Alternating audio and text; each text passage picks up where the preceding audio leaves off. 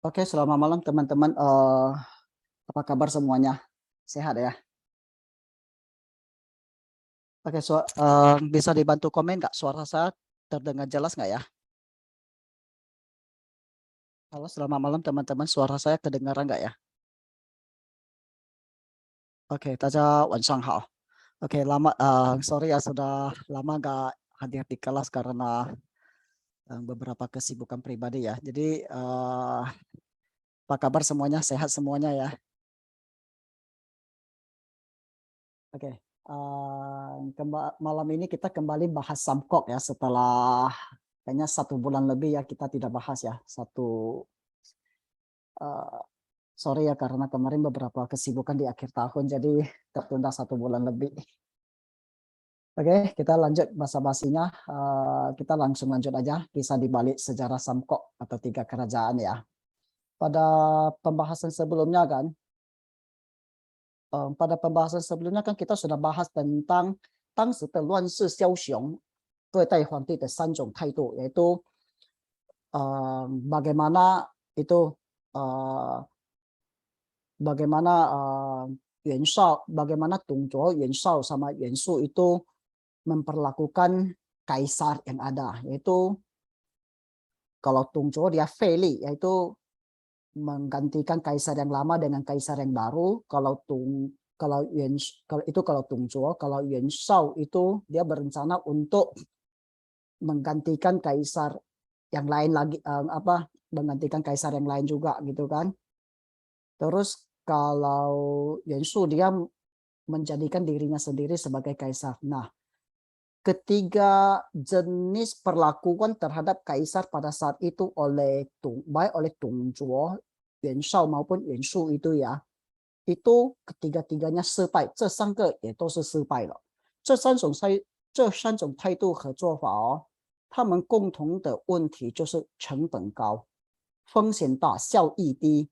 Jadi 3 jenis perlakuan dari Dong Zhuo, Yuan Shao sama Yuan Shu pada kaisar itu permasalahannya yaitu 成本高, modalnya tinggi, 风险大, resikonya sangat besar karena bahkan akan banyak dibungsuhi oleh orang-orang, oleh para warlord yang lain gitu. Terus 效益低, hasilnya itu efektivitasnya sangat kecil. 相比较而言，曹操就比较高明多了。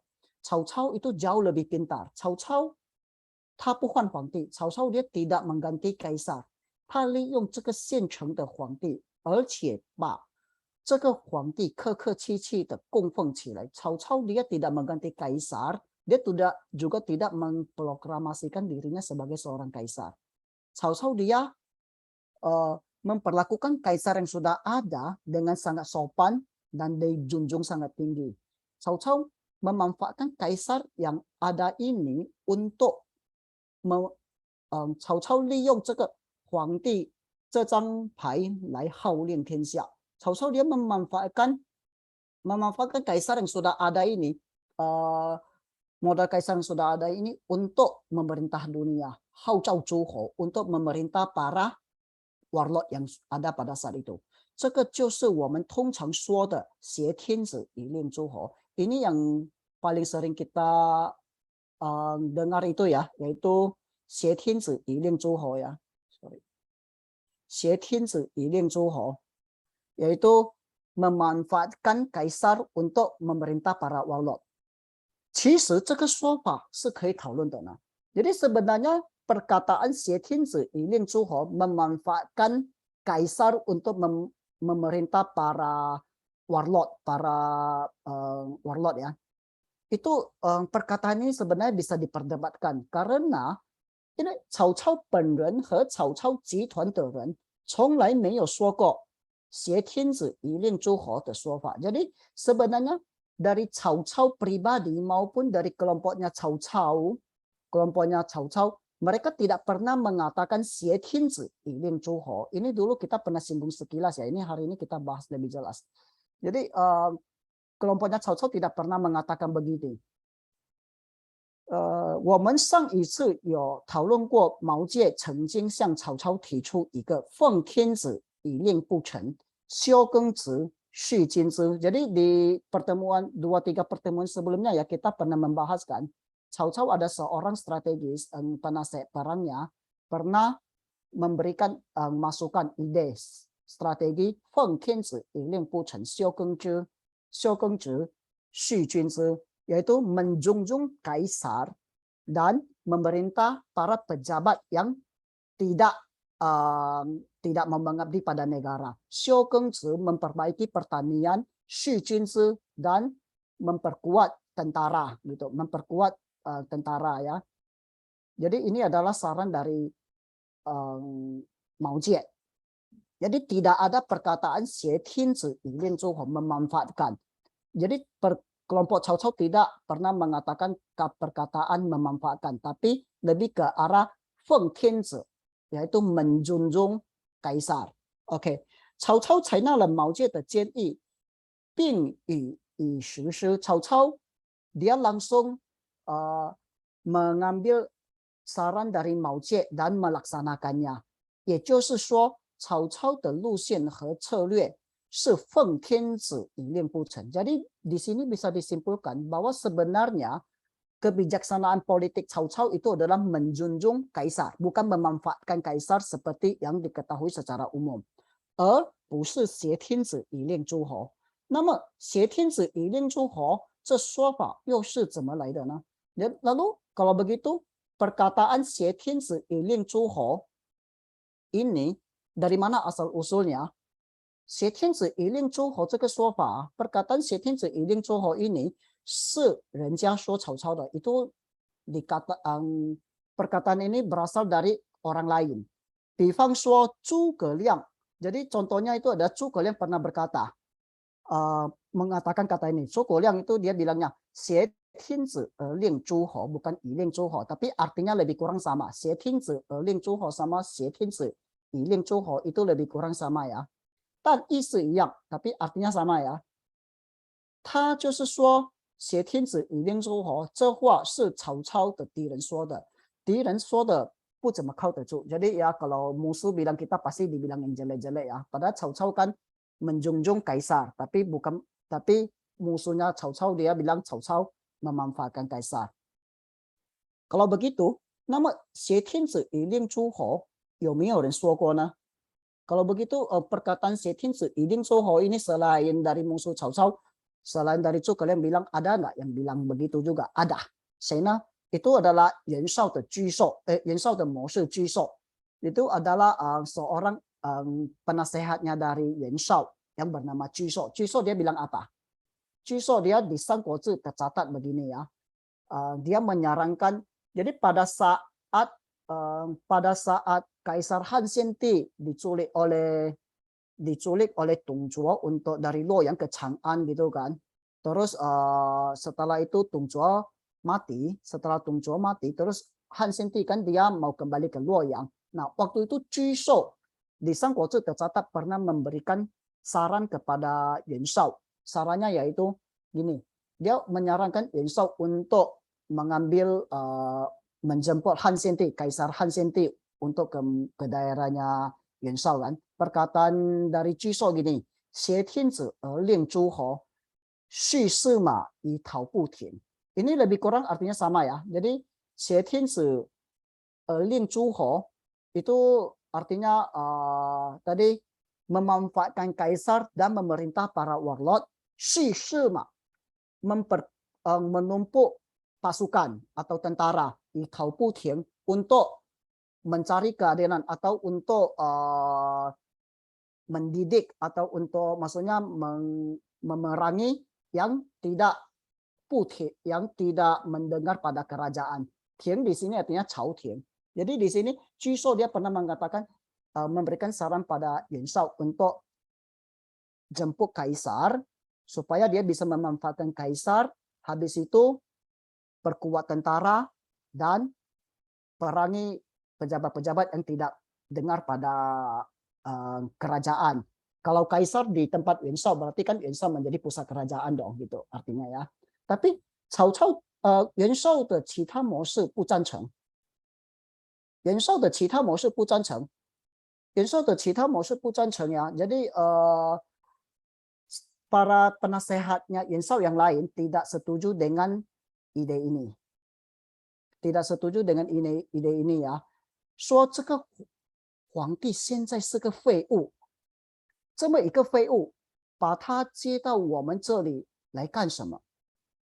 你是崇拜他呢，还是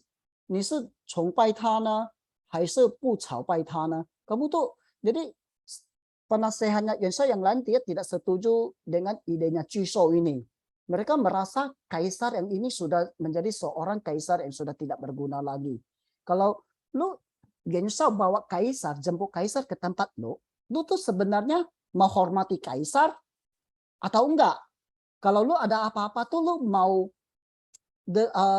harus minta izin dulu sama kaisar atau enggak gitu.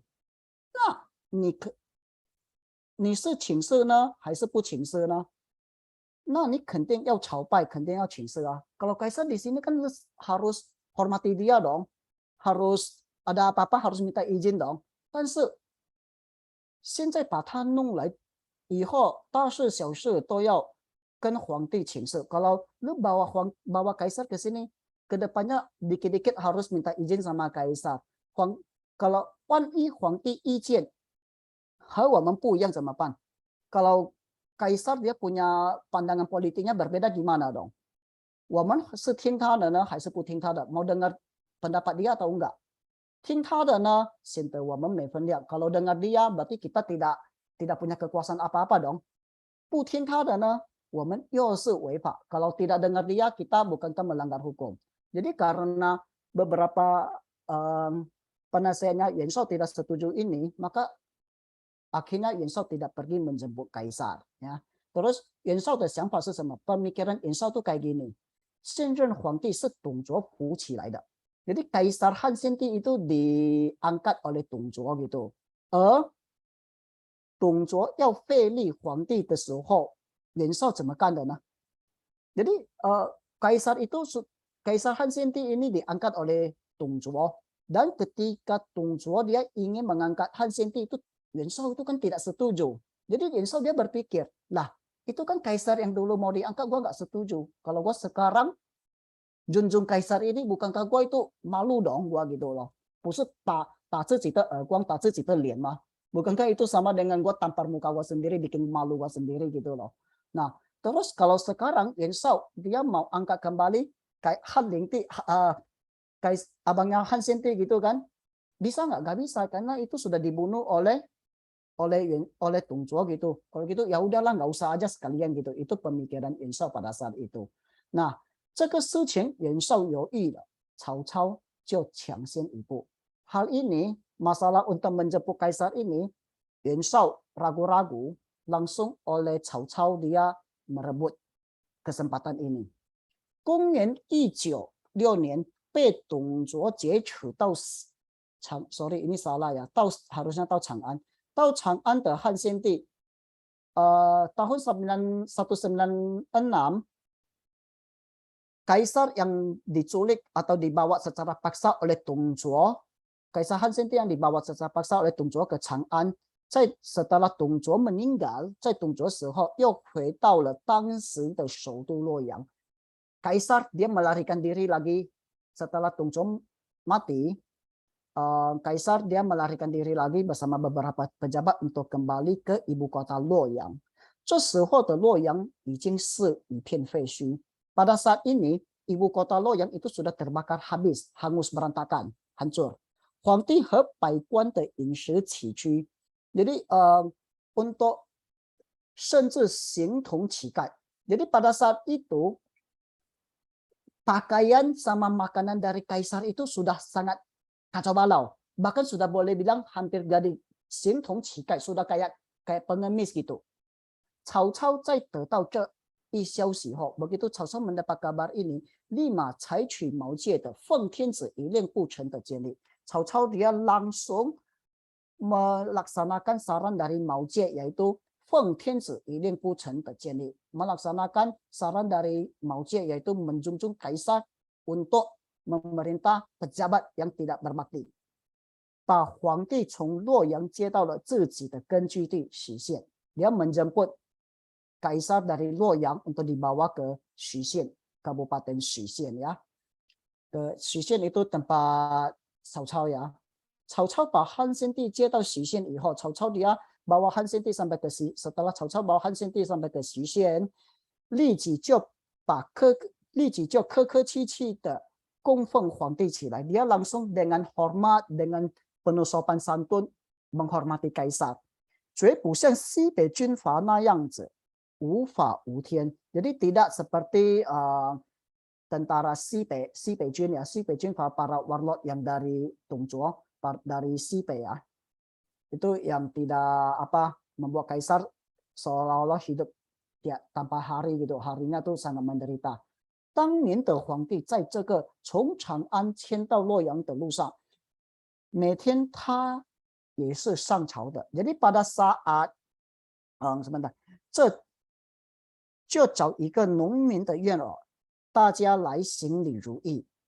而西北军的那些军阀和军官和士兵们都在这个农家院外面看热闹。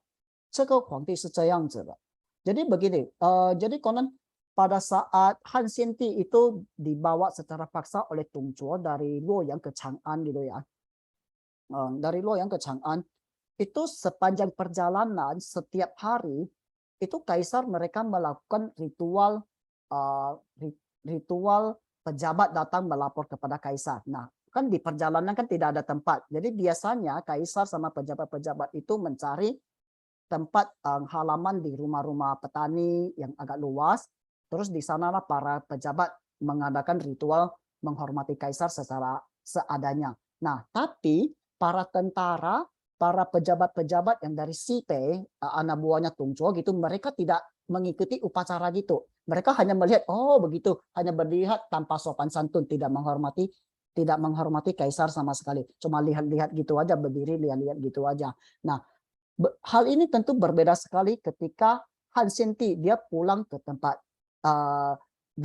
sampai ke Luoyang lalu dijemput oleh Cao Cao ke Xushen ya, ke ibu kota Xushen kan, yang kemudian diganti jadi Xitu atau Xichang. Itu pada saat mereka sudah sampai di Xichang gitu, Cao Cao langsung berbeda 180 derajat dengan perlakuan para tentara dari Sibei Jinfa gitu. Cao Cao memperlakukan kaisar sesuai dengan 按照汉官威仪大汉王朝的礼仪. Jadi Cao Cao langsung memperlakukan kaisar sesuai dengan ritual tata krama adat dinasti Han, kerajaan dinasti Han. 中规中矩的来供奉这个皇帝 dengan sangat hormat ya, secara hormat memperlakukan kaisar. Jadi Cao Cao juga berlutut depan kaisar. Jadi kaisar tuh langsung merasa tergugah. 而且安排皇帝生活的时候做得非常周到和细心. Juga ketika Cao Cao dia untuk keseharian dari kaisar, kehidupan kaisar diatur dengan sangat teliti, sangat sebagus-bagusnya. 很像一个大管家一样, sama persis seperti seorang yang manajernya kerajaan lah gitu, memperlakukan kaisar dengan sangat baik gitu. Jadi semua kebutuhan kaisar terpenuhi dengan baik. Terus ritual untuk berlutut depan kaisar, Cao Cao juga melakukannya dengan sangat baik. Oke? 最让皇帝感动的是什么呢? Yang paling membuat kaisar tuh tergugah itu apa? 是曹操来了大量的急需生活用品. Jadi Cao Cao dia bawa banyak kebutuhan yang sangat dibutuhkan oleh kaisar. Oke? 皇帝他是个 berarti walaupun kaisar itu adalah seorang kaisar, mungkin kaisar tuh biasa menerima hadiah dari pejabat-pejabat ya. Tapi kita harus tahu, Kaisar Han Xinti ini beda banget. Kaisar Han Xinti ini seketahunan tuh. Kaisar Han Xinti ini adalah seorang yang lari dari penderitaan, lari dari kejaran musuh gitu. 已经一无所有了. Sudah apapun sudah nggak ada gitu. Baju aja sudah kacau gitu. Mungkin mangkok untuk makan aja sudah nggak ada gitu. 曹操把所有的这些东西送来了，然后上了一份奏折. Jadi Cao Cao ketika dia kasih semua hadiah, makanan, pakaian dan apapun ke kaisar, Cao Cao dia tulis dia kasih satu surat gitu ya ke kaisar ya. 叫做 Sangca Usu, yang disebut Sangca Usu. Sangca Usu itu apa? Itu adalah sebuah surat pernyataan dari Cao Cao bahwa semua ini, sorry, ini salah tulis ya, bukan Senti, harusnya Senti ya. Senti de enci, jadi di isi surat itu dia Cao Cao dia merendahkan dirinya sendiri, dia bilang bahwa semua ini, semua apa yang saya berikan pada kaisar ini bukan milik saya. Semua ini adalah pemberian dari kaisar terdahulu pada leluhur-leluhur saya yang mengabdi pada kerajaan. Nah, semua pemberian dari kaisar terdahulu itu kami keluarga Cao tidak pernah berani untuk memakainya. Kami jaga dengan sangat baik. Dan hari ini kami hanya mengembalikannya kepada kaisar gitu. Yes. Thank you Robin untuk koreksi sentinya ya. Kami hanya mengembalikannya pada kaisar. Jadi itu perkataan Cao Cao. Jadi perlakuan Cao Cao ini 做得非常漂亮. Perlakuan Cao Cao ini sangat keren sekali. Kenapa? Kita tahu ya, 做人情的诀窍是什么样子呢? Kita dalam menjaga relasi hubungan manusia itu, terkadang kita suka misalnya hau-hau rencia itu gimana ya? Maksudnya mencari muka itu kita kasih hadiah ke orang, ini dari gua loh, ini dari gua loh. Orang kan kalau terima itu rasanya gimana ya? Rasanya, lu kasih gua barang juga, lu pasti pengen dapat sesuatu dari gua dong gitu. Orang kan pikirannya gitu. Tapi Cao Cao dia memperlakukan sebaliknya. Gua kasih lu ini adalah punya lu. Gua hanya kembalikan ke lu aja. Jadi lu nggak utang budi apa-apa sama gua gitu loh. Jadi perlakukan Cao Cao pada kaisar itu seolah-olah kaisar tidak punya hutang budi pada Cao Cao. Dan itu hanya perlakuan sewajarnya. Kewajiban dari seorang Cao Cao gitu. Jadi perlakuan Cao Cao ini sangat baik. Sehingga kaisar merasa tidak berutang budi tapi tidak enak hati gitu. Nah, Cao juga merasa Cao Cao itu adalah seorang yang sangat berbakti, sangat setia pada negara gitu. Han Xinti 虽然是个傀儡皇帝, walaupun Han Xinti adalah seorang kaisar yang傀儡ya, selalu dijadikan tumbal gitu ya. 他不是糊涂人, dia bukan seorang yang bingung, yang lunglai, yang linglung, yang tidak punya kebijaksanaan. 他也是明白人, dia juga seorang yang ngerti, paham cara kerja dunia. 他马上就明白了曹操这样的一份用心, dia langsung ngerti apa yang Cao Cao inginkan gitu. 当然这个时候汉献帝可能是从好的方面来理解, tapi tentu saja ya pada saat ini ya Kaisar Han Xinti dia masih merasa Cao Cao itu adalah seorang yang baik, dia masih merasa Cao Cao itu dari sisi baiknya. Dia 认为曹操是一个大大的忠臣. Dia mungkin Han Xinti masih merasa Cao Cao itu adalah seorang pejabat yang sangat setia. 这是天底下最难得的忠臣. Ini pejabat setia yang paling susah didapat di seluruh dunia. 看起来我们汉家的这个国运恐怕就要依仗曹某人了. Mungkin Han Xinti dia berpikir, ya mungkin kerajaan Han ini kelak ke depannya akan bergantung pada Cao Cao gitu. Han Xinti karena itu Han Xinti langsung命 Cao Cao 为大将军. Dia langsung menganugerahkan Cao Cao sebagai 大将军. 大将军 itu adalah jenderal besar atau jenderal bintang 4-nya lah ya. Jenderal paling tingginya. 这虽然是虚的, walaupun ini pada zaman itu, walaupun gelar jenderal besar itu hanya sebuah gelar kosong aja, 但是对曹操来说 ini sangat penting. Tapi bagi Cao Cao ini sangat penting.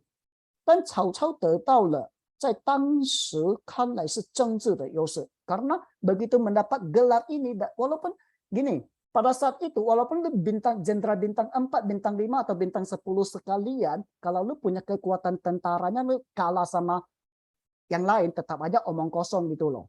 Tapi walaupun begitu, bagaimanapun ini adalah sebuah anugerah gelar secara resmi dari kaisar yang resmi. Nah, sehingga Cao Cao dia mendapatkan 政治优势. 政治优势 itu artinya apa?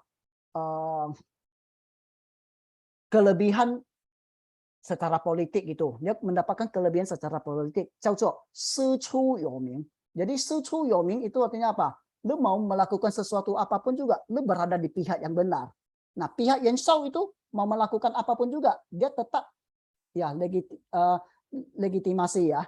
Jadi pihak Yuan Shao, pihak siapapun juga dia mau melakukan sesuatu, dia mau perang sesuatu itu adalah secara dia sepihak. Tapi pihak Cao Cao dia mau melakukan sesuatu itu dia sudah dapat secara resmi dari kaisar gitu loh. Bagaimanapun dia akan selalu berada di pihak yang benar. Jadi sehingga dia mendapat legitimasi secara politik gitu. Dia mendapat keuntungan secara politik ya.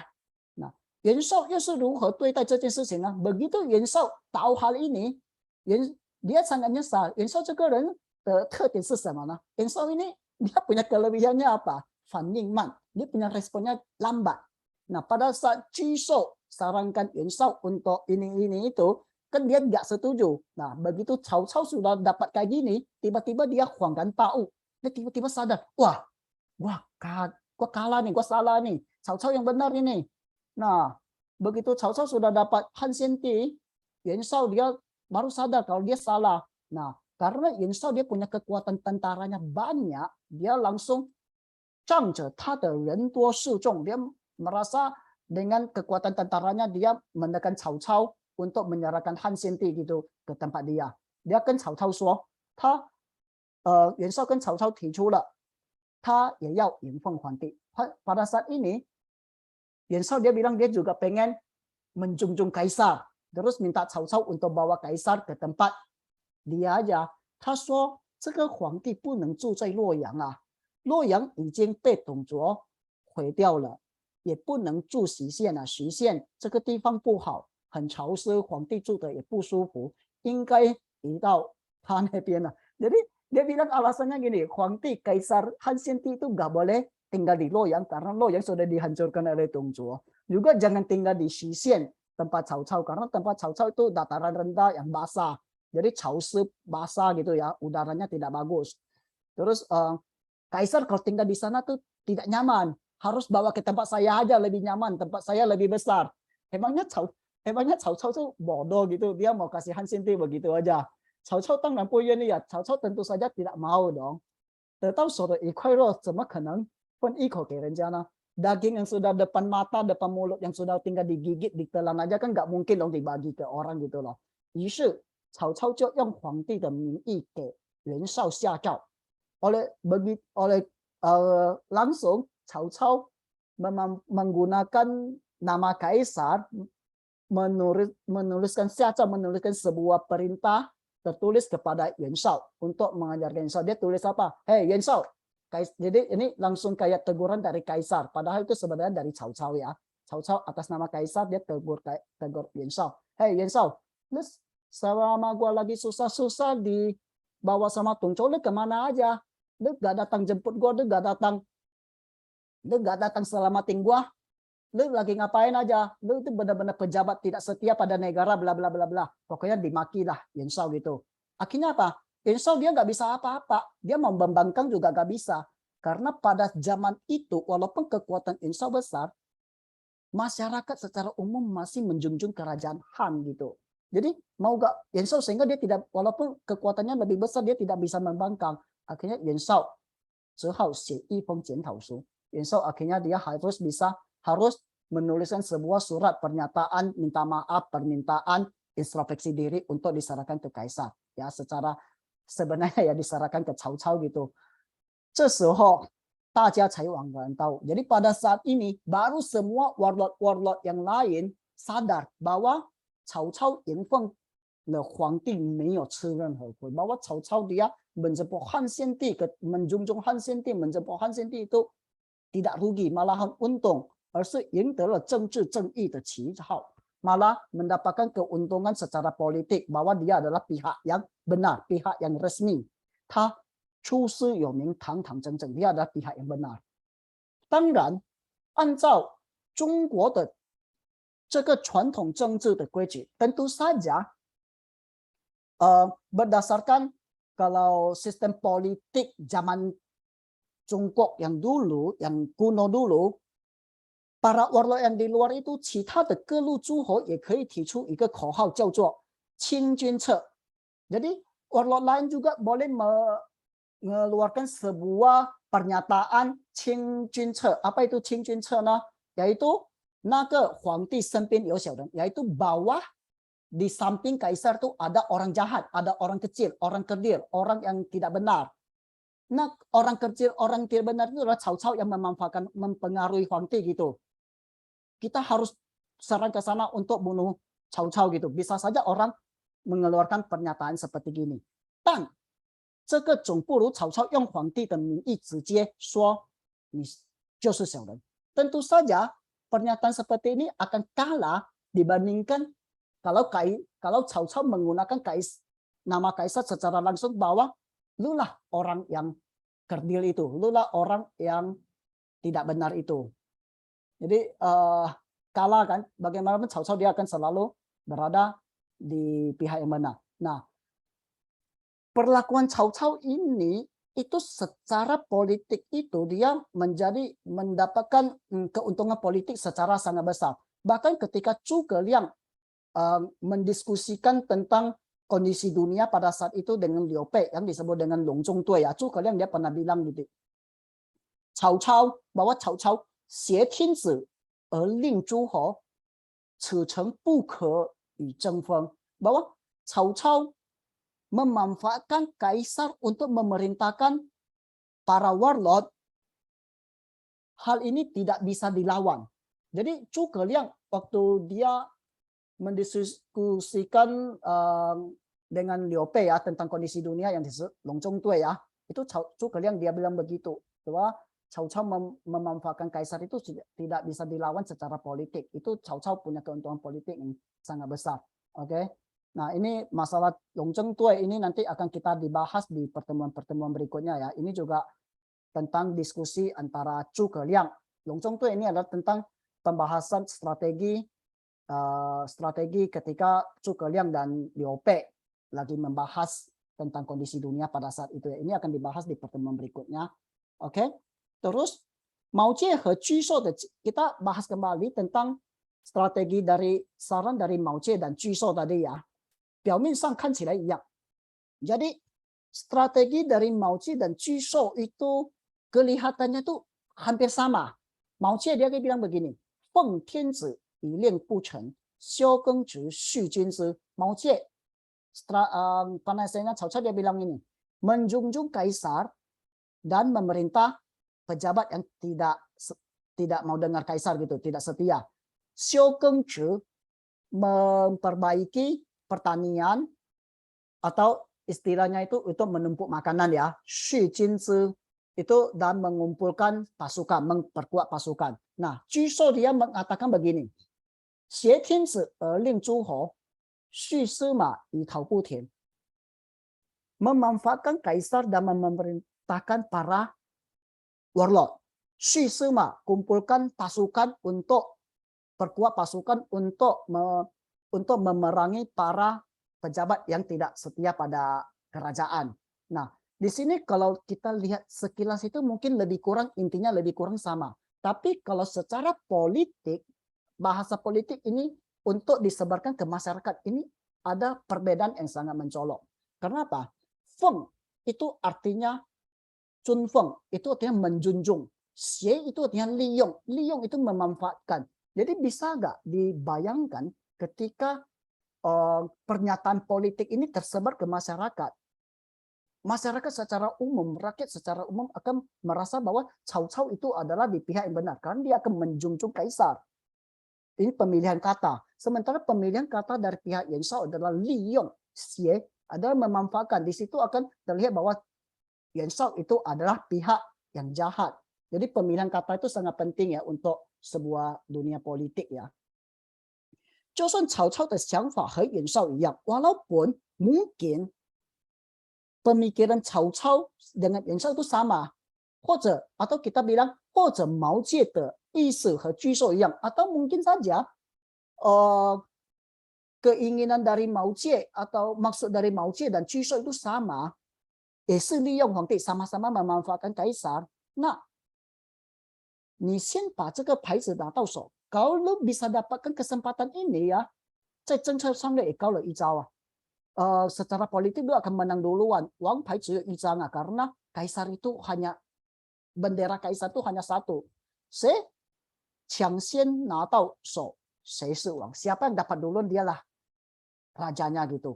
Kesi Yuan Shao puting. Tapi sayangnya kaisar Yuan Shao tidak dengar dan pernyataannya juga memanfaatkan ya. Cao Cao Pak Huangdi, sorry Huangdinya salah tulis ya. 把皇帝迁到了自己的地盘，而曹操dia bawa kaisarnya ke tempat daerahnya sendiri，就可以利用皇帝这张牌来发展自己的力量。Jadi begitu Cao Cao dia bawa kaisarnya ke tempatnya sendiri, dia sudah bisa memanfaatkan kaisar untuk memperkuat ke posisi politik dia. Hao Liang Tianxia的诸侯 memerintah para warlord di seluruh dunia. 曹操建议皇帝把袁绍任命为太尉. Jadi begitu setelah, jadi pada saat itu gini, Cao Cao dia merasa bahwa kekuatan Yuan Shao itu masih di atas dia. Begitu Cao Cao di tempat dia, Cao Cao dia menganugerahkan gelar Taiwei kepada Yuan Shao. Dia minta kaisar untuk memberi gelar Taiwei kepada Yuan Shao. Taiwei ini kita pernah bahas ya, itu seorang jenderal perang yang tinggi, jenderal yang tinggi ya. Cuma masih di bawah Ta Jiangjun gitu. Nah, Yuan Shao dia mendapat gelar ini, dia tidak senang. Dia merasa tidak senang gitu loh. Emangnya lu Cao Cao siapa? Lu kan anak kecil yang anak kemarin sore gitu loh. Masa lu Cao Cao jadi Ta Jiangjun, gua jadi Taiwei gitu loh. Yuan Shao dia merasa tidak senang gitu loh. Lalu Cao Cao dia tahu, dia sadar diri bahwa pada saat ini kekuatan dia masih tidak sebanding dengan Yuan Shao. Dia tidak boleh macam-macam sama Yuan Shao gitu loh. Nah, oleh karenanya itu, 于是曹操把大将军的官位辞掉. Cao Cao dia mengundurkan diri dari jabatan Ta Jiangjun, jenderal besarnya. Terus minta Huangdi, minta kaisar untuk menganugerahkan gelar Ta Jiangjun ini pada Yuan Shao. Nah, baru saat itu Yuan Shao itu sangat senang. Jadi di sini kita bisa lihat intelijensia dari seorang Yuan Shao sama Cao Cao itu berbeda 180 derajat. Kita semua tahu ya, pada saat itu kondisi-kondisi seperti itu ya, sebenarnya sebuah gelar itu hanya gelar kosong aja. Hanya gelar kosong aja. Lu mau jenderal bintang 1 kayak 2 atau 5 atau 10 pun juga. Yang penting itu nggak penting banget. Yang penting itu kan kekuatan militer lu seberapa besar. Nah, tapi Yuan Shao dia masih mementingkan nama seperti gini. Nah, Cao Cao dia sudah tidak penting lagi. Dia merasa yang penting kekuatan politik kaisar tuh di tangan dia. Jadi dia mau Ta Jiangjun kek, mau jenderal paling besar kek. Kalau kaisar di tangan gua bisa memanfaatkan atas nama kaisar, lu suruh gini-gini itu, lu juga gak bisa apa-apa. Dan lu mau Yuan Shao dia mau terima gelar ini dari kaisar, berarti lu masih mau menjunjung kaisar dong, harus menghormati kaisar. Lu mau terima gelar ini, lu harus dengar perintah juga dong gitu. Nah, jadi di situ sangat jelas bahwa kebijaksanaan politik Yuan Shao dibanding Cao Cao itu kalah jauh ya. Yuan Shao 当了大将军就不闹了. Begitu Yuan Shao dia dapat gelar 大将军, dia langsung tenang-tenang aja. 实际上 Yuan Shao 只得了一个面子, dia hanya dapat nama aja lah gitu ya. 一点实惠也没有ya, sedikit secara nyatanya juga tidak dapat apa-apa. Nah, terus begitu Yuan Shao dia dari gelar 大将军, dia langsung 让曹操杀2个人. Dia begitu dapat gelar 大将军ya, dia langsung merasa dia bisa perintah Cao Cao gitu. Dia merasa dia langsung bisa perintah Cao Cao. Nah, dia pengen Cao Cao. Jadi Yuan Shao dia mungkin punya clash sama 2 orang yang namanya Yang Piao sama Kong Rong. Yang Piao sama Kong Rong ya. Nah, Yang Piao sama Kong Rong nih, Yuan Shao dia pengen suruh Cao Cao bunuh 2 orang itu. Gua gak senang sama 2 orang tuh. Tapi Cao Cao dengar gak? Cao Cao gak mau dengar. Cao Cao, walaupun Cao Cao sendiri juga tidak senang sama Yang Piao sama Kong Rong ya. Nah, kedepannya nanti Yang Piao sama Kong Rong ini akan dibunuh juga oleh Cao Cao. Tapi bukan atas perintah Yuan Shao. Itu setelah bertahun-tahun setelah Yuan Shao sudah kalah dari Cao Cao.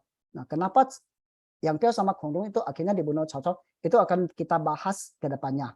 Tapi pada saat Yuan Shao minta Cao Cao untuk bunuh Yang Piao sama Kong Rong, itu Cao Cao tidak mau dengar perintahnya si Yuan Shao. Dia bilang apa?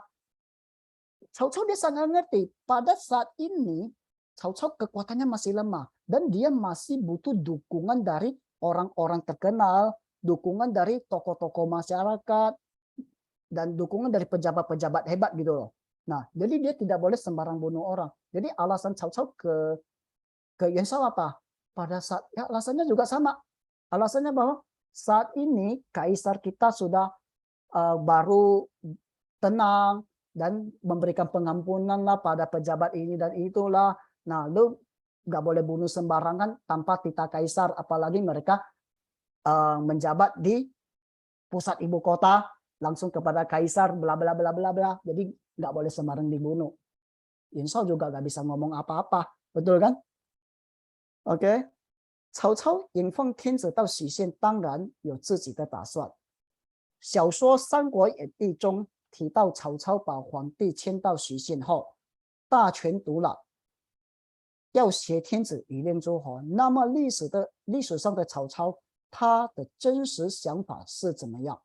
我们现在也无法确切的知道曹操本人当时的想法，但是可以肯定一点，就是曹操集团的主张是奉天者，其中最具有代表性的人物就是荀彧。Jadi ketika Cao Cao membawa Kaisar Han Senti dari Luoyang ke Xishan ya, ke tempat dia, itu Cao Cao dia sudah punya perhitungan. Cao Cao ataupun kelompoknya Cao Cao dia sudah punya perhitungannya sendiri. Nah, menurut Sangguo Yanyi ya, menurut novel Sangguo Yanyi, ini yang novel yang kemarin kita cerita ya.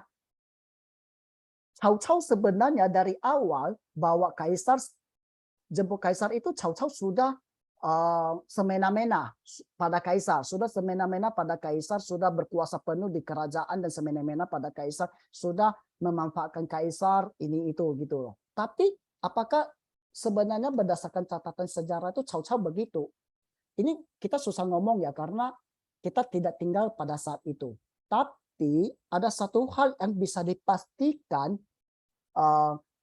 bahwa Cao Cao ataupun kita lebih tepatnya bilang kelompok Cao Cao dari penasihat-penasihatnya Cao Cao gitu ya, karena kita tidak tahu apa pemikiran di dalam hati Cao Cao yang sebenarnya kan.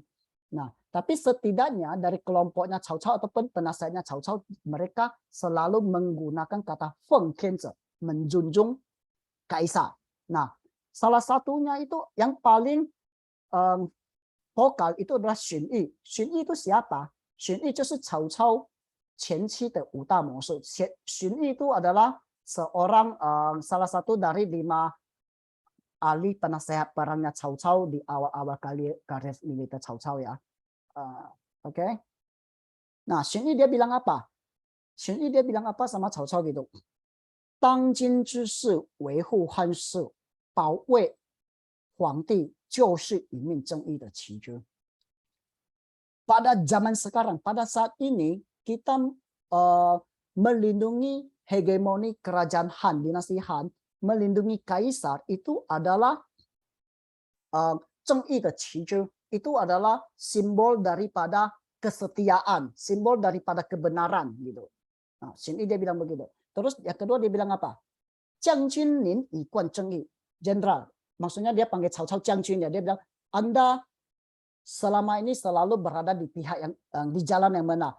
董卓造乱的时候，是将军您最先举起正义的旗帜，叫首倡义兵。Anda dia bilang sama Cao Cao Jiangjun jenderal, Anda adalah selalu berada di jalan yang benar. Ketika Dong Zhuo membuat keributan, adalah Anda lah yang pertama kali membawa bendera kebenaran untuk disebarkan ya, untuk memanggil para warlord bersatu melawan Dong Zhuo. Jadi selalu berada di zaman nah. 皇上颠沛流离的时候, ketika kaisar sudah sudah jadi pengangguran atau nggak ada rumah atau di jalanan gitu ya, pokoknya lari dari Dong Zhuo gitu. 是将军您派去使节 adalah Anda yang pertama kali panggil orang untuk menjemput. 皇帝回到洛阳的时候 panggil orang untuk pergi selidiki Huangdi posisinya di mana. Huangdi 回到洛阳的时候，将军您把他接到许县 adalah Anda lah yang pertama kali bawa 皇帝给实现。这说明什么呢？Ini artinya apa? 说明将军您一贯就是维护王室。Artinya Anda adalah orang yang selalu melindungi kekaisaran, 维护皇帝 selalu melindungi kaisar. 您的心无时无刻不在皇帝的身上。Hati Anda tuh selalu senantiasa berada untuk melindungi kaisar。那么这个时候，您应该趁这个机会，赶紧把迎奉天子这件事情完成。Nah, pada saat inilah Anda harus segera untuk menyempurnakan menjunjung tinggi kaisar ini, maksudnya menjunjung secara benar-benar gitu. 如果等到将来，kalau jika kelak 我们这个国家真的四分五裂 ，negara ini sudah benar-benar hancur, sudah terpecah belah， 天底下的人都有了诸侯割据一方的先师的时候，那为时太晚了。Kalau ketika para warlord sudah berdiri masing-masing, sudah tidak mengakui kaisar lagi, pada saat itulah Anda mau melindungi kaisar, itu sudah terlalu terlambat. Nah, berdasarkan pernyataan dari Xin Yi ini, Xin Yi dia memberikan tiga saran pada Cao Cao. 因此荀彧向曹操提出三大纲 tiga strategi, memberikan tiga strategi pada Cao Cao. Xin Yi dia bilang apa? 奉主上以崇民望，秉至公以服雄杰，服弘毅以治英俊。Apa artinya? Tiga perkataan ini artinya什么意思呢？就是尊奉天子以顺民意。Jadi 奉主上以顺民望 artinya 尊奉天子以顺民意 artinya menjunjung tiga strategi dari Xin Yi itu adalah 奉天子以顺民意 itu artinya menjunjung kaisar dan ikuti keinginan rakyat. 大公无私以降服诸侯， membuat keadilan dan menaklukkan para untuk menaklukkan para warlord gitu. 弘扬正义以招揽英雄 dan mengibarkan bendera kebenaran untuk mendapatkan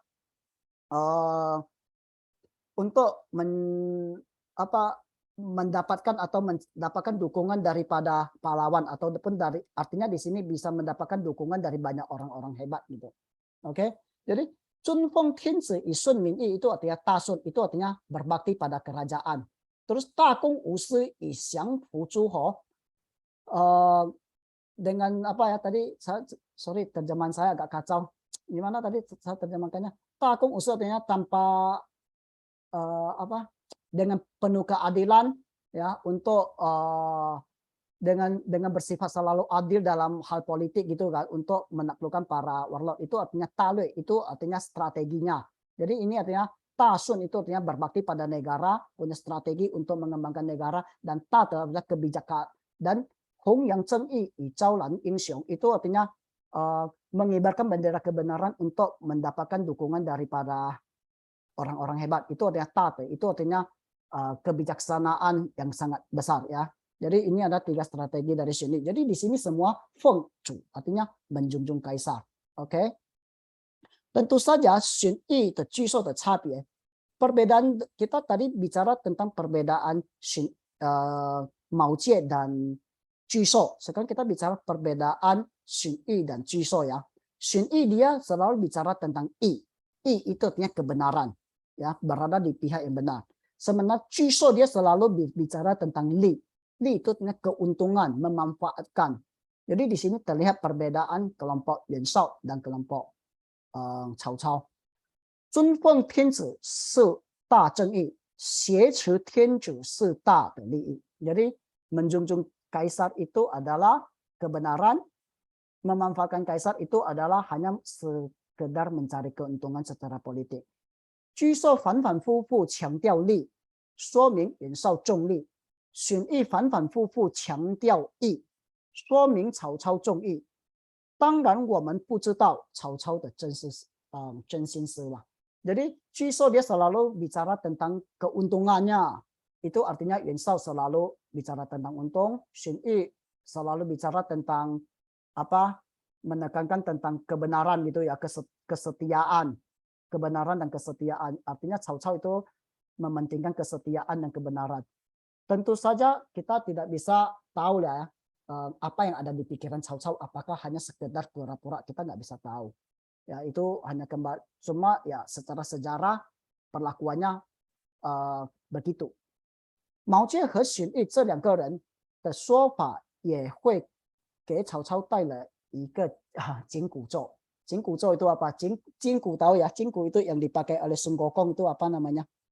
Kalau Sun Gokong dia berpikir macam-macam, dia langsung tek, itu keras itu. Yang tahu ya, cingku zo apa sih? Ada yang tahu gak? Itu yang dipakai Sun Gokong gitu.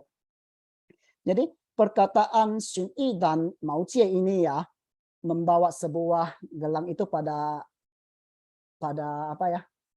Pada Cao Cao gitu. Jadi sehingga setiap kali Cao Cao dia berpikir untuk macam-macam, Cao Cao akan selalu berpikir bahwa sebenarnya orang-orang hebat di sekitar dia tidak mendukung dia, tapi sebenarnya masih mendukung kerajaan Han. Sehingga Cao Cao de keren Yesin itu selalu terkontrol. Sehingga Cao Cao dia punya ambisinya itu nggak berani macam-macam. Karena walaupun dia berkuasa, tapi orang pembantu di sekitarnya itu yang bantu dia itu sebenarnya setia pada kerajaan Han gitu loh.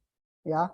Soalnya ketika Cao Cao jadi makanya ketika Cao Cao dia sudah seiring perjalanan waktu, Cao Cao makin berkuasa, makin hebat, ya, makin mendapatkan banyak dukungan dari orang lain, baik Mao Jie maupun Xin Yi yang memberikan banyak strategi hebat pada Cao Cao di masa awal-awal karir Cao Cao. Kedua orang ini tidak punya hasil yang bagus di masa tuanya.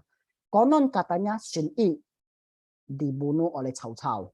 Terus Mao Jie dipenjarakan oleh Cao Cao. Ya, kaisan itulah kasihan ya, tapi ya itulah politik ya. Oke.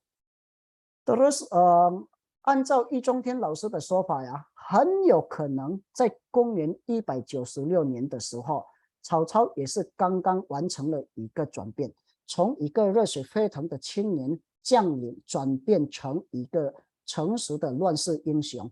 这个时候，曹操还不是奸雄，而是英雄。Jadi menurut Profesor Yi Zhongtian, seorang profesor sejarah di Xiamen ya, ya kemungkinan pada tahun 196 atau ketika Han Xinti pertama kali dijemput oleh Cao Cao ke Xuxian, ya, Cao Cao dia baru berubah dari seorang anak muda idealis yang pengen membela negara menjadi seorang pahlawan negara yang lebih dewasa dalam menyikapi situasi politik pada saat itu.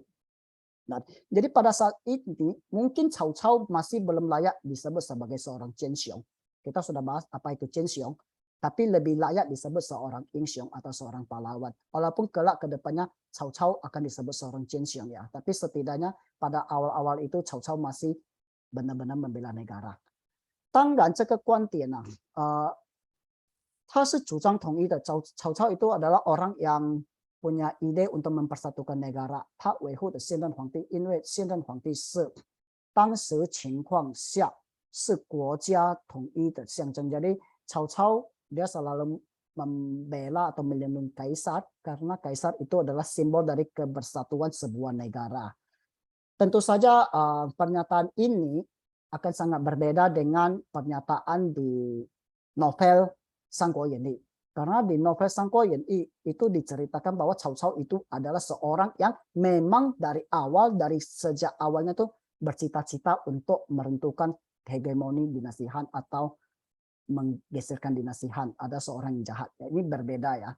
Tentu saja Cao Cao ke depannya jadi apa? Mungkin jadi jahat menurut versi yang pro dinasti Han, ya bisa juga. Tapi kita tidak tahu apa yang ada di pikiran Cao Cao pada saat itu ya. Okay? 当然我们很难以明确的说历史真面目啊. Tentu kita susah ya bilang apa yang benar dalam sejarah ya, karena 我们已经离历史很遥远. Kita itu sudah jauh dari sejarah. Kita nggak bisa bilang oh ini yang benar, itu yang salah. Kita hanya bisa membahas sejarah dari berbagai sumber yang ada gitu ya, dari ini dan itu kita kumpulkan, terus kita simak, terus kita bahas bersama. Tentu saja kalau kita bilang pada saat ini Cao Cao sedikit ambisi pun tidak ada, itu juga nggak mungkin. Ini juga sangat susah dibilang ya. Tapi bagaimanapun juga seiring dengan power Cao Cao makin besar, dia punya ambisinya juga makin besar. Nah, perlakuannya pada kaisar juga makin semena-mena. Tentu saja itu benar-benar tercatat dalam sejarah. Seiring waktu Cao Cao makin berkuasa, perlakuan pada kaisar juga makin semena-mena sampai pada Jian An atau 5 tahun setelah kaisar dibawa ke Xixien, terjadilah kasus Yi Taicao. Yi Taicao ini Yi Taicao Anjian itu adalah kasus kaisar memberikan surat rahasia kepada Dongcheng. Dongcheng itu adalah mertuanya kaisar ya. Kepada Dongcheng diikat pinggang yang dibuat, terus di dalamnya diisi surat untuk suruh Dongcheng bunuh Cao Cao gitu. Nah, kejadian ini tercium oleh Cao Cao, terus Cao Cao dia membunuh Dongcheng dan sekelompoknya. Konon katanya Liu Bei juga ikut dalam hal ini, tapi Liu Bei dia cepat-cepat kabur gitu. Jadi Liu Bei tidak kena bunuh. Nah, kejadian Yi Taicao ini ya, ini agak kontroversi karena tidak tercatat dalam sejarah resmi. Tapi ada dua versi. Ada yang versi bilang ini sebenarnya adalah strategi Cao Cao untuk memojokkan kaisar supaya dia bisa berlaku semena-mena pada kaisar karena ambisinya makin besar. Ada juga versi yang bilang bahwa ini kejadian adalah benar-benar kaisar yang suruh Dongcheng melakukan demikian gitu ya. Tapi terlepas daripada semua itu, di sini kita bisa lihat bahwa sebenarnya kaisar itu sangat berguna. Jadi karena waktu sudah hampir habis ya. Jadi kita sampai di sini. Jadi kedepannya Cao Cao akan kayak gimana? Ambisinya makin besar. Apakah Cao Cao dia pengen menyatukan Zhongguo? Apakah bisa terwujud lancar atau tidak? Nanti kita akan bahas di pertemuan berikutnya. Sampai sekian. Sampai di sini teman-teman. Terima kasih ya. Ya. Oke, Pancang. Kelas saya kembalikan ya. Pancang boleh tutup kelas. Baik, 谢谢老师。 Oke, 谢谢大家。谢谢老师。